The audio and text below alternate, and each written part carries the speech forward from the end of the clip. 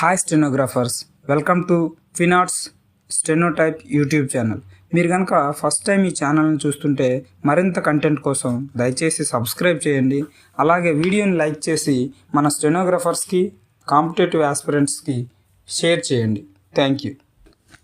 Dear friends, I have pleasure in taking part in this seminar on family welfare and growth of the country.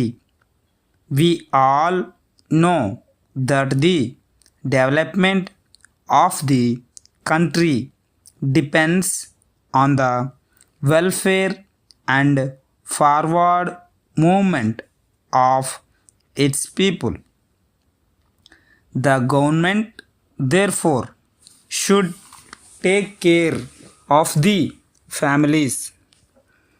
I have no doubt that this is an interesting subject at the present moment.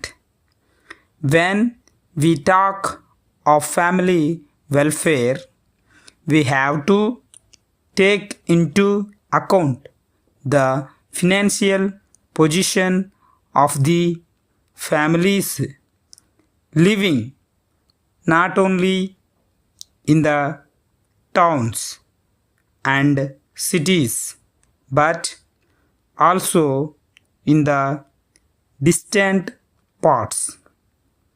You know that people in towns and cities are mostly employed by several organizations, manufacturers and offices in which they get paid every month. But these people living in distant parts have to depend mostly on agriculture.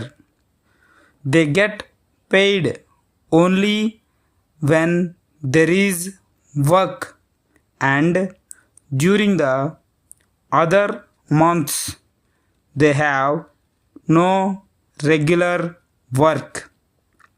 Of course, the government have started some industrial houses in these areas also, which provide them employment opportunities. If we wish to improve the conditions of living of these people, we should establish more and more industries away from the towns and cities. It should be remembered that the boys and girls of today are going to be the future leaders of the country.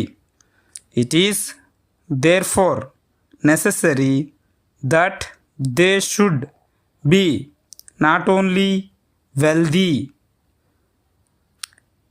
and strong but should also be given good education.